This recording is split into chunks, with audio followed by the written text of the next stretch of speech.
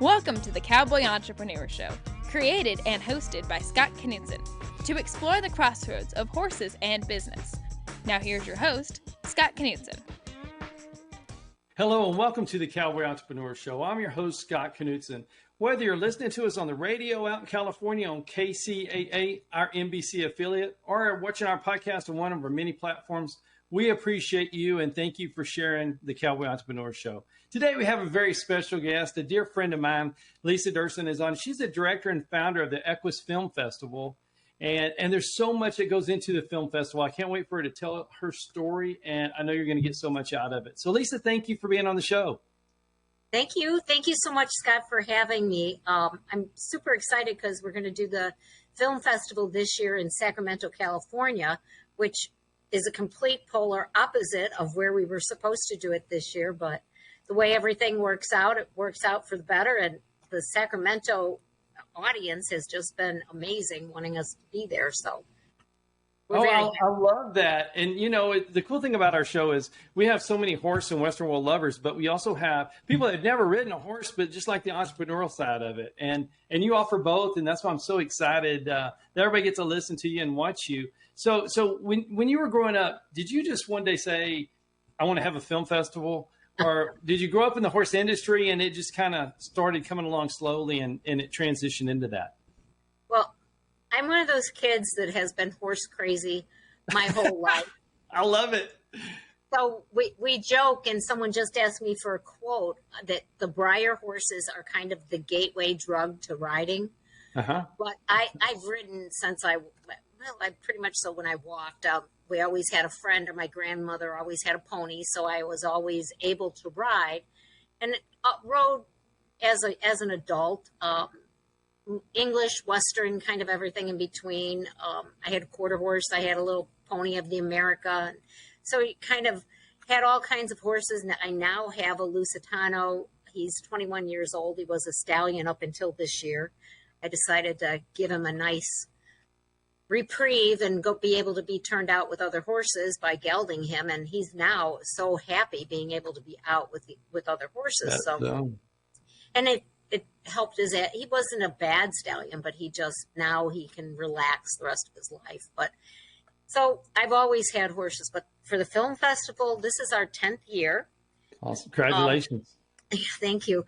The idea of it came up when I had a small horse fair in St. Charles, Illinois, where I live. I'm outside of Chicago, about 45 minutes. And we were having he's not such a young man now, but one of my guests at the festival was Rupert Isaacson.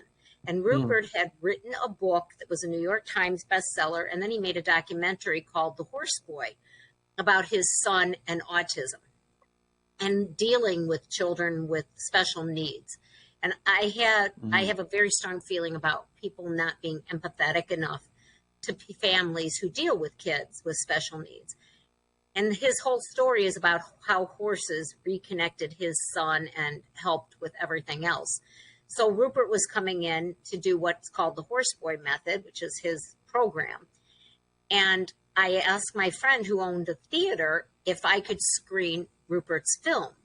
Beautiful little old theater in downtown St. Charles. And Ron Onesti, who owns it, said, sure, I don't have anything going on. And I said, what if I got a few more films? He said, okay, I'll give you a projectionist for the weekend. And that's how we started. And we had 30 films the first year. Oh, my goodness. Everything from Escaramuza. We had a documentary called The Black Rodeo, which was filmed in Harlem back in the 70s by the guy who made American Pie, by the director. So, but we had all different kinds of films, and rodeo and cowgirl and English documentaries and Rupert's documentary. So I kind of knew after having that first year that it was something that there's a void that needed to be filled for horse films. And there's no one out there awarding or even screening a collection of these films, and they're very good documentaries. So we partnered with a group and moved it to New York. Surprisingly enough, the first year we were in Harlem, and we rescreened the Black Cowboy documentary. Very cool. it was fun in Harlem, and we did it in New York for 5 years. And then we moved to Kentucky Horse Park, and that was right before the pandemic. And we were going to go into a 3-year agreement with Kentucky Horse Park. And so we lost 2 years with the pandemic. And with the new facility down in Ocala, Florida, we were going to be going there for 5 years. And then our Mustang Discovery ride happened. And I end up on the West Coast at the time of the festival. So that's how we're in Sacramento this year. Well, I love your entrepreneurial spirit. Just kind of wherever it takes you, you have a plan when you get there to be successful. And, you know, like on your first event, you're going to do one show and you ended up with 30. So it's really cool. But you brought up Breyer, and they've been on our show a couple of times. And like you said, a gateway drug, they bring people into the industry. And much like what y'all do, you attract certain people to come in that maybe have never thought of it. Right. Right. Well, and we don't just do film. We do art. We do literature. We do podcast. We try to encompass everything that is the non-writing end of horse storytelling. And I think one of my biggest, my feeling is that equine film, no matter whether it's a documentary or a feature, a scripted film, that story gets told. And the power of film, when you see it, it's, you know, just like watching a podcast. You can listen to the podcast, but sometimes when you watch those podcasts and you can see the interaction, you even absorb more. So the power of film is so strong in telling these stories. And what you and I had talked about before, we have so many documentaries about horses and healing with veterans and with prisoners and with children with special needs and children who can't walk, who get on a horse. And because a horse moves the same way that our hips move, it triggers muscle memory in a child's body, and they strengthen their core. They begin to be able to walk. So we have a documentary that's in progress right now, but we have the trailer called Hansel's Journey, which is about a little boy, and his parents even started when he was a year old, just getting him around the horses. And then by the time he was 3 years old, he's in the program, and he's walking with his walker now, and it's helping strengthen everything. So horses are so powerful. I love it. You're exactly right. I met a young lady, and she was struggling to walk, but she rode her horse, and somehow it just stretched out her legs a certain way, and she kept doing it, and now she's able to walk, and she started a foundation to help other people. But without the horse, that wouldn't have happened. I love how one of your taglines is "Every horse has a story," and I love that. And I love how you're sharing those stories. Well, there's now studies that have been done about the movement of the horse and human interaction when the person with muscle memory issues, whether it's muscular dystrophy or MS, it triggers muscle memory because of that gait. The gait of the horse is the same as the gait of a human. And it's so incredible to watch just through these films. And you talk about Breyer. We helped Breyer make a commercial this year for their they have a new model horse called Hope. And I wish I had the model here. Ours is still back ordered, but the Hope model fundraises for Path International, which is the organization that works with the physical part of equine therapy. You have a mental health, equine mental health, and then you have the physical. And so PATH is the foundation and the organization that helps and has programs for that. And so Breyer with Hope, with their Hope model, is funding and going to be donating for every sale of that model. So we took 8 of the Equus Film Festival documentaries that talked about horses and healing, and we worked with a team in Europe and New York, and we cut out pieces and parts and put that together, and it became a commercial. But the power of what made that commercial so good was the fact that it was real. Every expression, every bit of that commercial was real interaction with real people, with real horses. And it connects. It just makes that connection. Well, it's true. It's honest. And you can't replace that. And that's what's so special about what y'all do. You show the authentic connection between the human and the horse and the healing, and it's so wonderful, so wonderful, pure joy. Oh, it is. It is. So when you did your first festival as an entrepreneur, what were you hoping to get out of it, and what did you get out of it? Oh, what did I get out of it? Well, I was hoping to just be able to make it through that weekend, because I love that. I had no idea. I had no idea what to do with a film festival. I did research, I studied on it, but it literally just came together, and I was truly blessed with being able to screen it in the theater that we screened it in, because now that theater is pretty big. They do all kinds of shows and everything. So it was a blessing to be able to do it there, but I was just hoping I could keep it together. And we had filmmakers. I had a filmmaker that came in from the UK with her documentary. So that told me right away that this was a missing piece in the equine industry. So when we were the first festival, we were in New York. We had filmmakers from France, from England. We have had filmmakers from all over the world, from Australia that comes in. I think we're going to have this year one of the Australian filmmakers who did a documentary about horses and veterans. So, and the healing. So I think they're going to be coming in this year. So it amazes me every year, even through the pandemic. It amazes me that people were still able to get these stories out. I love that. 30 or 40 films, even through the pandemic each year. Well, I love you give them a place to get those stories out. That's the only way the industry is going to grow in that way. And, right, exactly. And, it's good for the horses because it gives them another job after their other job, but it's also good for the healing of the people to find that and know it's out there. So with the books, how do you tell us a little bit about the books that y'all focus on and showcase? Well, the books were kind of another one of those, oops, and I love to let things just serendipitously fall into place. I mean, if it falls into place, you just take that piece and you go, okay, this is going to be part of it. And you just keep building on that. And the book started in New York. We had a book called Never Say Nay that a friend of mine had brought in. I love that. And I thought, okay, everybody was like, oh, this is a great book. The next year we had probably 20 books. Every year now we've had a minimum of 55 to 60 books every year coming in. That's a big number. There again, it is. I'm amazed, and that's just scratching the surface. We have a book that I was on the phone this morning with her publisher, and it's called Horsewoman by Mclean, and she's up in Alberta, Canada, but she's a side saddle rider, and they do racing side saddle. They do all kinds of demonstrations up at Calgary.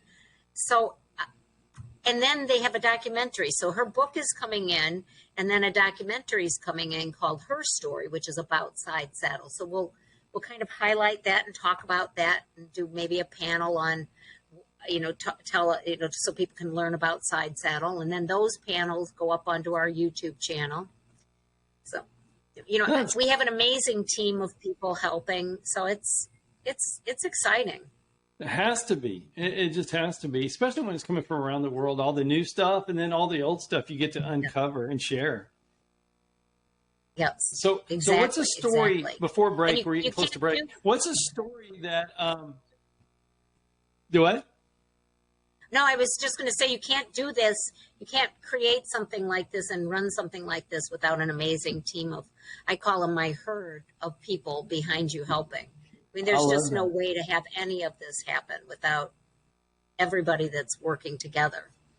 Well, I'm glad you said that, but they have to have the same passion, the desire as you do to want to get all this in, because there's a lot of work involved for sure. And to have that many books and films and everything else going on, that's a monumental task, for sure. For sure. So what's a story that you can share with the audience that, about a horse or something you didn't expect and it just really stood out among everything else in the last couple of years? Oh my gosh. Well, this documentary we're working on right now, the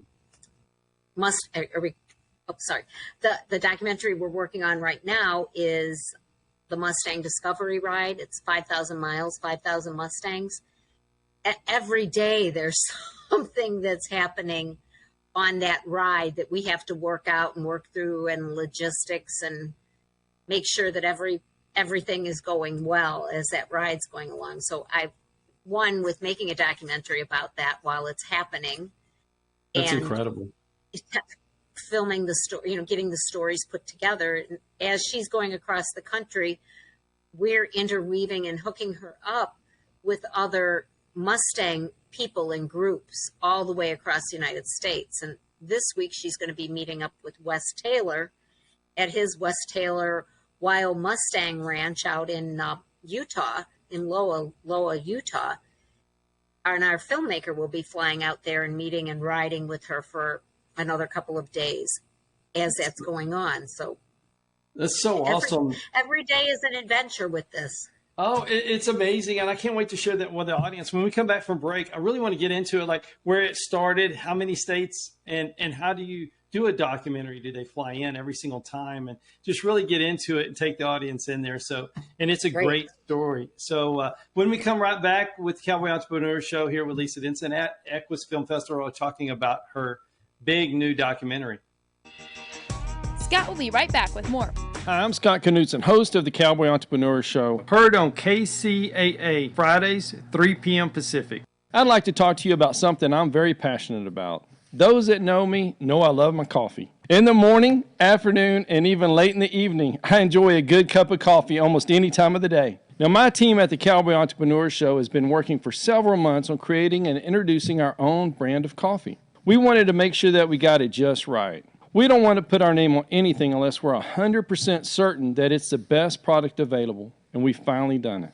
We have created a wonderful line of coffees, 13 fantastic flavors offered in whole bean, ground, and K-Cups, any way you like to brew your coffee. Now, each of our coffees carries our brand, the very same brand that we put on our horses, our trailers, and our chaps. So you know that this is a quality product. And we only use 100% Arabica beans, the very best beans available. Just listen to some of these wonderful blends and flavors. Jamaican Me Crazy, Honduran San Marcos, Chocolate Cherry Amaretto, Breakfast Blend, and my very favorite, Haley's Blend.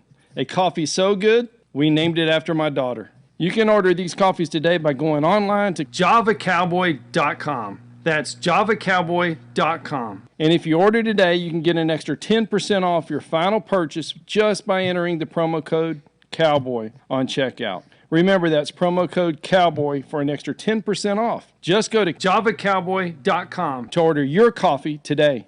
Hello, I'm Scott Knudsen, host of the Cowboy Entrepreneur Show. I want to tell you about a product I've tried and I love, and I feel the Cowboy Entrepreneur audience will as well.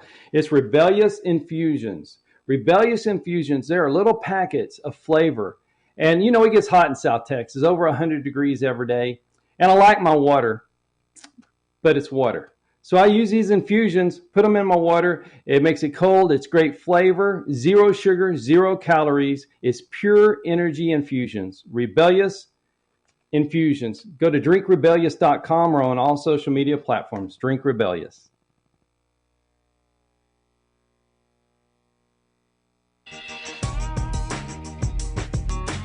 Hi, welcome back to the Cowboy Entrepreneur Show. I'm your host, Scott Knudsen, here with Lisa Diersen. And Lisa is the director and founder of Equus Film Festival. And I want to talk in this segment, and we started a little bit earlier, about America's Horse and America's Trail and this documentary you're putting together as it happens across the country. And I think it's 12 states. 12 states. We have a wonderful filmmaker who's come on board. Well, she's been part of Equus Film Festival for years. She started with a documentary that they brought in with her partner, Bruce Anderson. So Julianne Neal is the main filmmaker. So we have people who are joining all along the country, different filmmakers and different writers who are joining Lisanne, who are adding shooting and adding film footage to our collection. And then Julianne is working to, put everything into the documentary and then breaking it down into a 12-part docu-series. And each docu-series will cover each state that she's ridden through and the people who have their Mustang horses and are involved with what what they do with Mustangs in each state. So she started in Delaware, which totally surprised me. We had two guest riders with Jacqueline and Hannah. One was with Equus TV down in Florida, rode with, and she did some filming. And then Hannah stayed with probably through West Virginia. And we have people who come in and ride with her as she keeps moving. But they started in Delaware on the beach at Cape Henlopen. And we had a group of Mustang riders there that met her in Delaware, 40 Mustang horses that these people collectively had. Very cool. So to think about being all the way on the East Coast in Delaware, and the Mustangs are right there. I mean, it's that strong of a group of people and those horses and what those horses are doing. And then she moved into Maryland, and in Maryland there's a gal named Ann Hanlon who was doing her very first Mustang makeover or tip challenge, not makeover, tip challenge. She does eventing with her Mustangs. They can't get enough Mustang horses on the East Coast to fill the need for what people want to do. Enough trained ones, enough ones that have gone through the tip training program where they can at least get their feet picked up, get into the trailer. They're not directly out of the wild. They've gone through a little bit of handling. And as we're going through each state, we're finding more and more people across the country who are tip trainers. And so we're helping to interconnect those people. As we're going across the country, we're finding more people who are working with Mustang horses with veterans programs. There's two big veterans programs 45 minutes from me that are two of the biggest in the country. There's Bravehearts and there's Operation Wild Horse. Bravehearts is the subject of a documentary called Mustang Saviors. That documentary shows how the Mustangs work with veterans programs, but then David Glossberg is the filmmaker on that. He's also shot the Illinois to Kansas portion of this documentary, the Mustang Discovery Ride. But the documentary that he made on the Mustang Saviors just shows they went to New York City. They rode 21 miles in downtown New York City with a big group of veterans on their horses to honor and to bring awareness to the 21 veterans that commit suicide every day. So these wild horses that out west, they think, they just think they're nothing. You bring them here and they're everything. And they're healing. And so we go, we traveled. She went through West Virginia. We went through Indiana, down. She did a ferry crossing across from Kentucky into Illinois. Those horses got on that ferry boat. She has 4 or 3 Mustangs and a Mulestang. Those horses got onto the ferry boat, went right across that river. We had a film crew there filming it. They went from there across the Illinois through the Shawnee National Forest, which the whole entire bottom of the state of Illinois, where people always think Illinois is Chicago and this and that, which it is, but the southern part of the state, that's all national forest from the east to the west. Wow. And it's a beautiful national forest. But while she was in that national forest, exciting things that happened. The filmmaker was there. One of her dogs, she has 2 dogs going with her, got bit by a copperhead. So they had to take the dog and get the dog fixed, and they barely made it. So all of that's in the documentary. And then they rode into Missouri, and from Missouri into Kansas. Halfway through Kansas, because of the weather, we had to pack her up and move her into Colorado because it was 107. You can't move with a team like that. And then Colorado, we did stuff. Now she's in Utah. So it's just incredible, the logistic part of this deal, because it's 5,000 miles on a Mustangs, but just to plan it is tough. But with all the different elements you talk about, it makes it's so tedious, but it's going to be so rewarding in the end. It is, and she's one of the groups that we're working with right now is a newer organization called Horses for Mental Health. And it was co-founded by Lynn Thomas, who was one of the founders of EGALA, which is the model that they use all over the world for equine-assisted therapy. Lynn is going to be joining her in Utah and riding with her so that they can show, because they use Mustangs all the time, because Mustangs go through trauma when they're rounded up. And we try to avoid all the BLM discussion and what's right, what's wrong. The mission of this ride is to bring awareness to 50,000 horses that are standing and holding and need homes. And that's the greater mission of this ride. But what we keep finding is that I don't understand when these horses work so well with veterans because of the trauma that they've gone through and the trauma that the veterans have gone through, and the way they work with prisoners. And you talked about that with JP, and we met with the people when we were in Kansas, and Lisanne is scheduled to meet with the guy who runs the program in Nevada. We'll be filming that. Why, when these horses work this well in these situations, are there still so many in holding? And that's the question that's come to me as we keep working on this documentary and docuseries. It makes sense, but I think what you're doing is you're going to help free a lot of them, because people don't know what they don't know. And I think the power of the camera is so strong. Yes. Once they see it, it changes the concept instantly. Once you see it, you can't unsee it. Absolutely. Once you know, and it's different. The documentary lens is so different. We had the film that came out a couple of years ago called The Mustang that showed, it was a feature film, and it had a French filmmaker, Robert Redford, was the executive producer, but it was scripted, and it didn't show the real intense, like what JP goes through every day when he's working with his guys.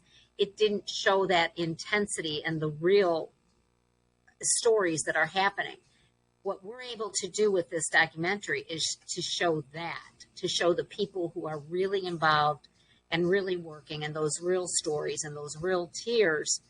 And Lisanne has had struggles through this. This is part of why Lynn, with Horses for Mental Health, they're going to interview Lisanne and talk about some of her mental health struggles as she's gone through this, being away from home for a year. They started September 28th, so next week will be a year.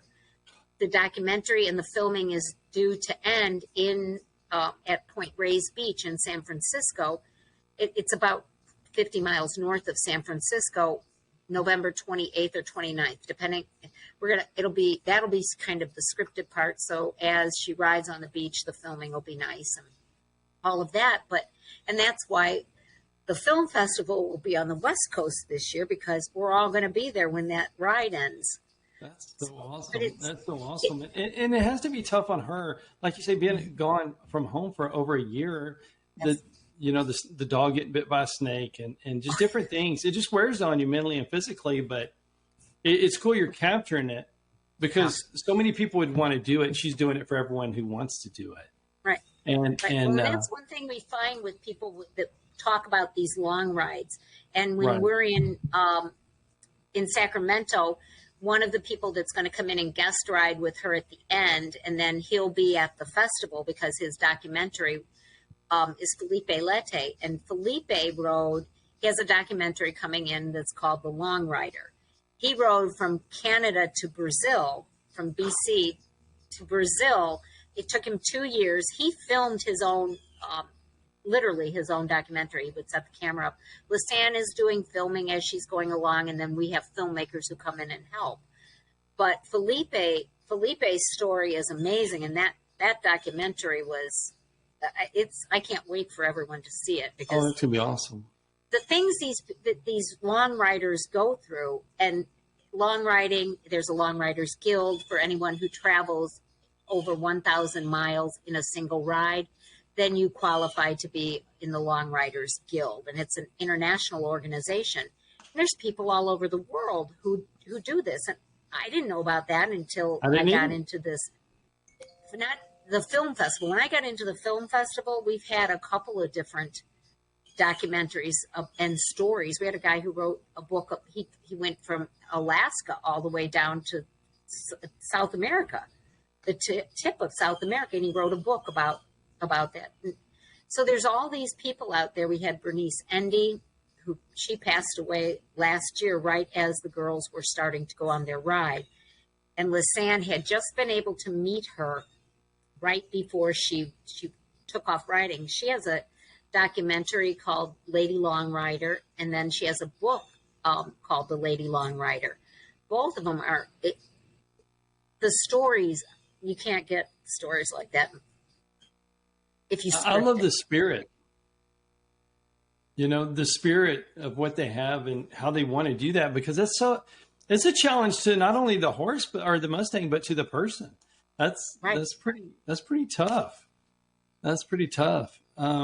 So how do y'all work with like the horse's food and feeding her and the dogs and the logistical part? The part that might not make the documentary, but the planning sessions. Oh, we don't make the documentary. Oh, good.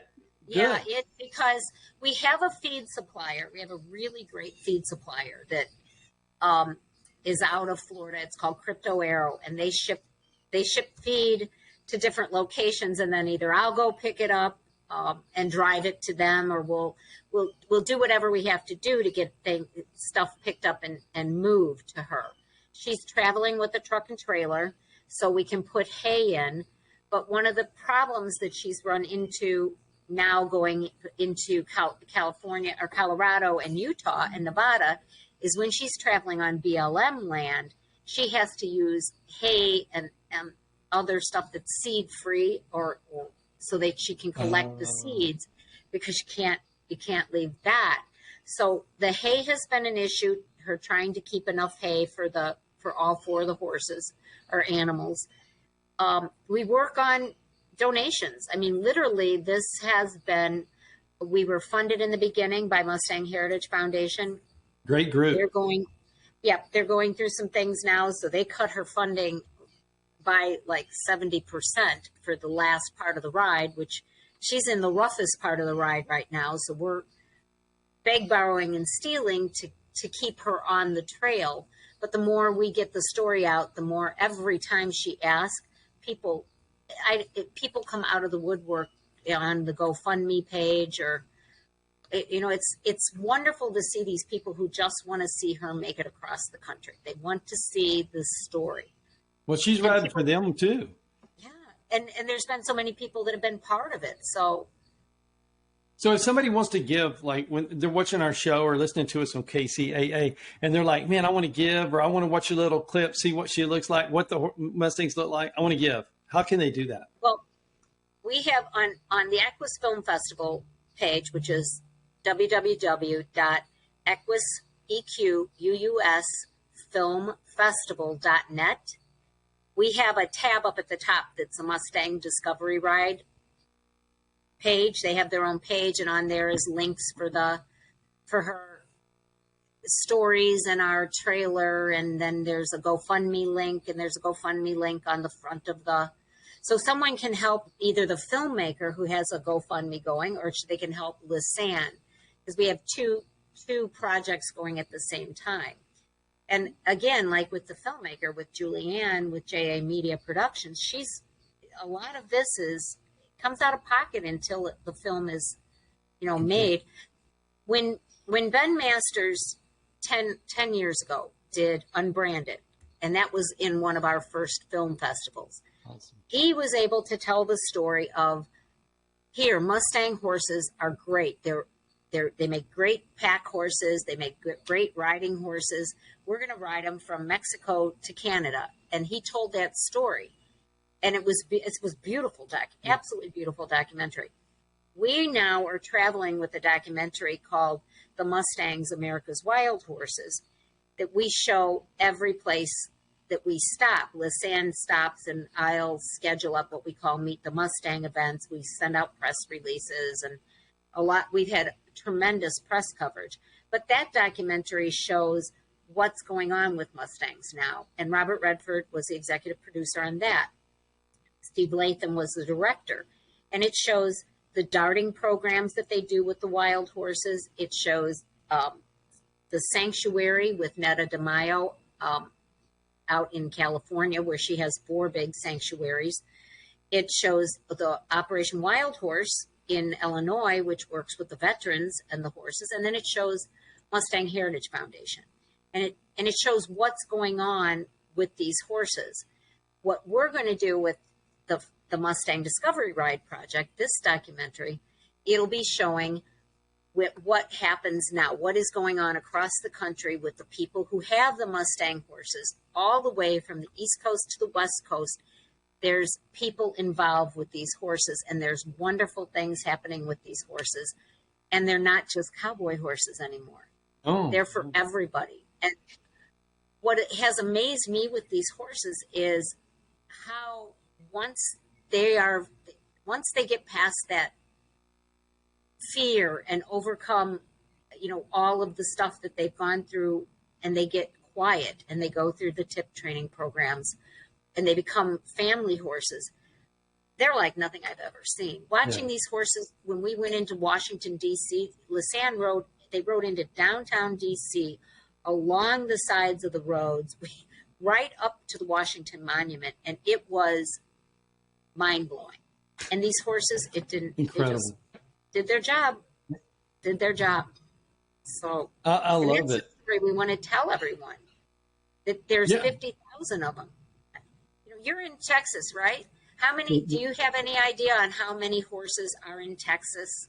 I don't know. Just a number wise. I don't know. In Illinois, the Illinois Horse Council a few years ago said that as a count, there was around 170,000 recreational horses in Illinois. So when you think about the 50,000 that are in holding, if they just got distributed around the states in the veterans programs and in the mental health field and in the prison programs, if you only did that, we could start to drop those numbers down. And so we're highlighting those. Yeah, just use them what they're meant for. Right. Absolutely. Just use them what they want to do and how they can help us. And it would be so easy. And once again, it goes back to your documentary and us getting the word out. And I'm very passionate about it. I love what you're doing. And when we come back from break, we're going to talk a little bit more about this. And then when they end up in Sacramento and the film festival, and just kind of give you a little details so you can support or go watch or hear about some of the films. So we'll be right back on the Cowboy Entrepreneur Show. Thank you for listening to the Cowboy Entrepreneur Show.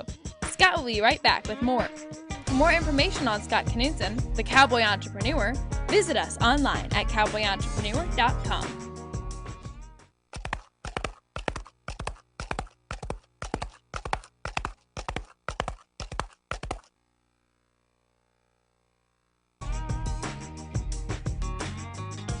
Hi, and welcome back to the Cowboy Entrepreneur Show. I'm your host, Scott Knudsen, here with Lisa Diersen. She's the founder and director of Equus Film Festival. So, Lisa, we were talking more about the Mustang ride, and you're able to film it, which is going to be so great. I can't wait to watch it.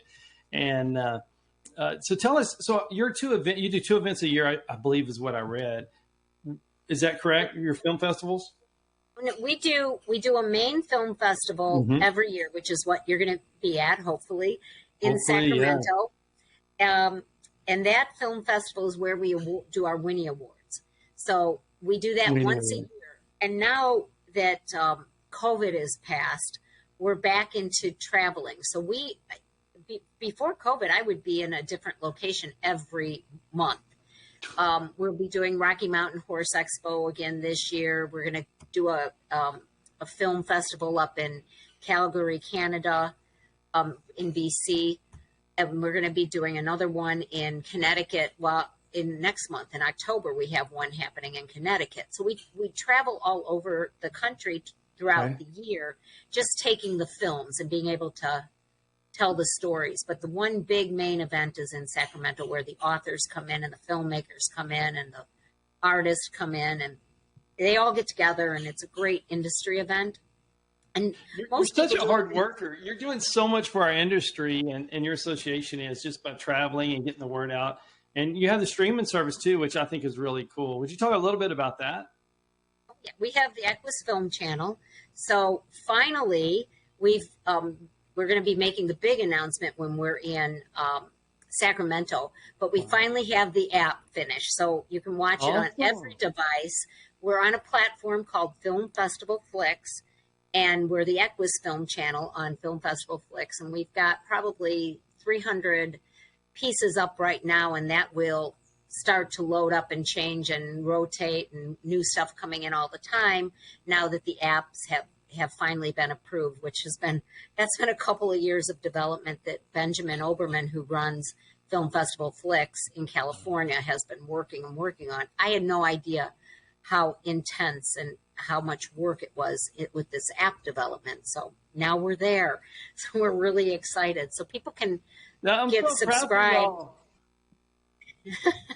It's fun.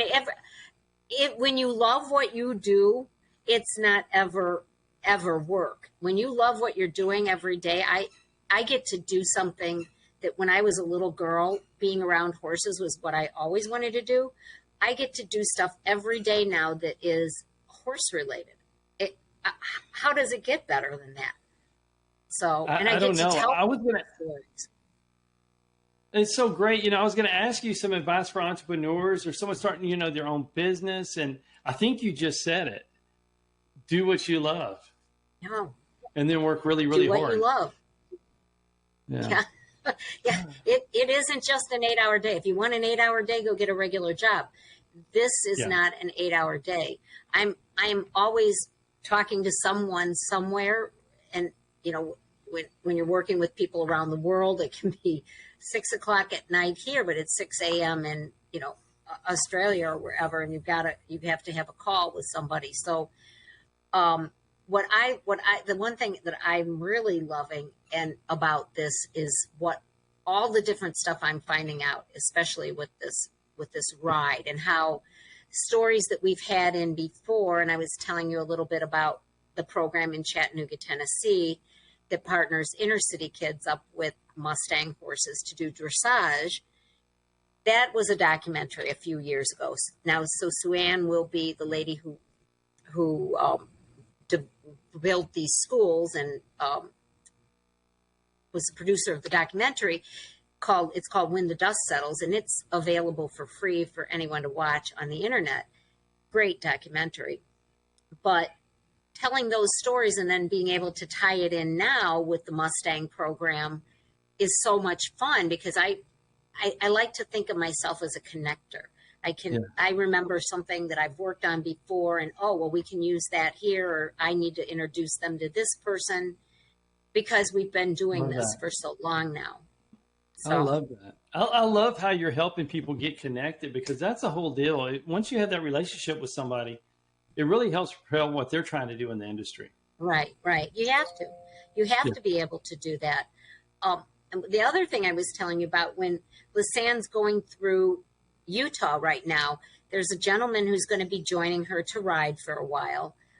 Besides West is going to ride for a while, but there's a guy named Rod Mays, and he runs a program in Utah called 3 Point Center, where again, they use Mustang horses with kids going through trauma and difficulty, and kids that have problems. They're also a Mustang tip training center. Wow. They're a tip storefront, and they turn around 50 to 55 horses a year, using those horses with the kids in the round pen, working on their own inner tip challenges at that facility. So how cool is getting those stories out to everybody is what's fun about this. Absolutely. Well, it changes those kids' life, Right. generationally, because of what they went through with that Mustang. Exactly. And it changes the horse's life. Oh, instantly. I love the story JP taught about the prisoner and the Mustang, and both of them were in they didn't trust anything. And then by the end of it, they loved each other. And that's the power of the horse once again, or the Mustang. Yes, it is. Yeah. What company and what commercial can take you in 60 seconds from laughing to crying back to swelling with emotion? What company is that? And they do it time and time and time and time again to us. Mm-hmm. Budweiser. And the Clydesdale. people wait for those commercials every year, but it's the power of the horse. That's probably why I have a Clydesdale too. You know. Do you? Oh my gosh, I have a friend who really wants a Clydesdale. Oh my goodness, he is the sweetest guy, you know. But I'm sure it went back to watching that commercial, probably from my wife, since she wanted it more. But you know, but you're right. It tugs on you, and that's the one you remember. Yep, they can do that. 60 seconds. You're laughing, you're crying, and then you're so happy. Absolutely. So if somebody wants to go to the film festival, how can they do that in Sacramento? They can, well, we'll be starting to sell tickets in early October. And so that ticket link will be available on our website. Again, there'll be a place right there that you can click through and get a ticket. You can come up and join us. We'll have a few things that'll be open to the public or tickets available at the event. If they want to come hang out on the beach with us when Lisanne finishes riding, or if you have a Mustang and you want to join her in California, gosh, please contact me. Do you have a place on your, I have a contact on my website that people can send me an email. It's just Lisa. If they send me an email, I will get it to you for sure. Yep. And then the support, like JP is going to have about 30 people as Lisanne rides into California that'll be joining her on the ride with Mustangs, because that's JP's group. He works with a lot of people with Mustangs up there. So just kind of the support that way. And then you're part of the documentary too. So there's an upside to it. That's so cool. And what if there is an aspiring filmmaker or somebody that's writing a book and they want to enter for next year? What do they do? Just go to your website? You can go to our website as soon as we wrap this year. The beginning of January, we put out our submission forms, because we have films and books and art coming in all year long. Once somebody gets something done, they just contact me and submit it, so that the longer it's in the queue, or the longer that, like, say someone enters in January, then my readers who read a book, who do the reviews, have a little bit more time to read it. They're not rushed at the end. So I try to tell people, if you've got it ready, you've got it done, get it in. Even if it's a film, people can keep watching it. So that's, if you want to do it, just do it. If you have a story to tell about a special horse or a special person with a horse, film it. Film it with your iPhone. A big part of this documentary that Lisanne's doing is with an iPhone, with a gimbal, with tripods. You can do a lot with your iPhone. And there's classes online on YouTube on how to use your iPhone in film production. I love you said that, Lisa, because, you know, people are waiting to get the right camera or the right whatever. You just got to go do it. You just jump in and study and do it. And I love that. And that's why I like Equus so much, is it gives people the opportunity to tell a story and share how great the horse is. And that's what y'all do. And I love that so much. You know, somebody that's wanting to start out, or maybe it's someone that's established and wants to get their new workout. So we did a documentary a few years ago called A Pony and His Boy, which was my stepdaughter, Julie, my grandson, who has Down syndrome, was terrified of horses, terrified. She would go into the barn. She loved the horses at our Lusitano, where we had our horses. She would go into the barn, and he would stay on the half side of the door outside and cry. He wouldn't come through. And so one day he just decided that he was going to walk. He was 8 years old. He was going to walk out into the pasture with us. And we had an little old pony, little black pony. And he looked at me. We were walking in the pasture. Julie was going out to her horse, Savannah. And he goes to me ride Barry. And I was like, you ride Barry? I looked at Julie. I said, turn on your phone. And I grabbed him. I picked him up. And he rode that pony. And we ended up making a documentary. I sent it to Julianne. I said, this is the beginning of a story. And the pony has now passed away. But we have a 30-minute documentary about Josh and the pony, and him learning how his speech therapy, the therapist came over and worked with Josh with the pony, just talking about what is this on the horse, what's that on the horse. His speech improved, all different kinds of improvements in his balance. So, it's the power of the horse. Yeah, it's so great you did that. You got that on film. You Well, captured it wasn't a film. I wanted her to get him on that horse for his dad, who was out of town. I said, Julie, film it. And then once we watched it, I was like, it was so powerful because he got on there and he just connected. That's wonderful. That's so great. So what's next for you? We're getting close to the end of the show. So what's next for you besides working on Sacramento? You've got the app coming. You have all this going on. How do you organize everything and just focus on the next one thing? A lot of spreadsheets, a lot of notes, a lot of computer time. I'm lucky. This summer I was supposed to go quickly. I was supposed to go meet Lisanne in Kansas in June, and I did an emergency dismount that went wrong off of one of my horses that stepped on her rein. I planted my foot in the ground and did a rotational compound fracture right out the side of my leg. So I broke both my tibia and my ankle. So it literally, I had my truck packed. So I went from going 360 miles an hour to for a week until they did the surgery. We had 2 surgeries, and it forced me to stay in front of the computer and do everything, all the logistics from the computer, which I ended up being okay. I was able to do it. I just couldn't do it on the road. So you punt through everything, but we'll be working on getting the film ready, trying to market the film, marketing the docu-series. I think the docu-series will be something really nice for either Discovery or Nat Geo or whatever, but being able to get that out there, because it's so important to get these stories out. Mm-hmm. Absolutely. That's the key, is just get them out there. And I'm glad. So you're healed up now. You're ready to go. You're riding again. Yep. I rode the first time. I got back on my horse the first time Saturday. I'm out of my boot, and I just got approval yesterday to be able to legally drive a car again. That is killer, because it was my right foot.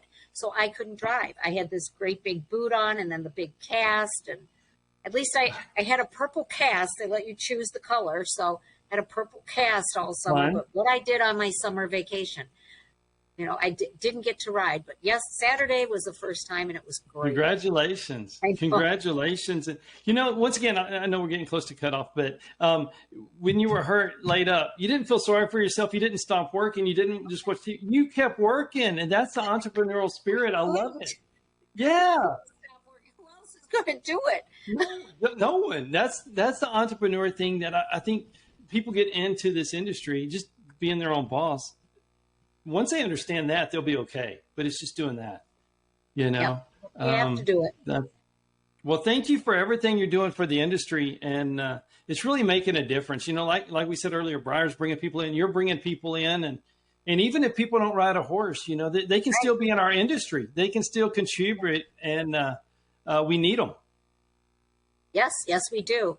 Yes, we do. We need the artists. We need the authors. We need the filmmakers, because we need to tell people what you're doing with your Western horse. We need to tell people what someone is doing with an English horse.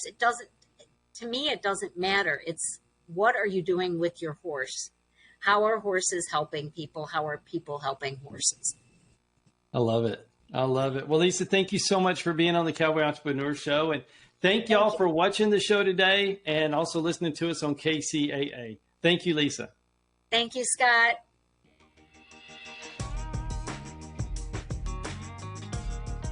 Thank you to all the great sponsors of the Cowboy Entrepreneur Show. If you or your business is interested in being a sponsor of the Cowboy Entrepreneur Show, please call our office at 830-992-1786 or visit our website, cowboyentrepreneur.com.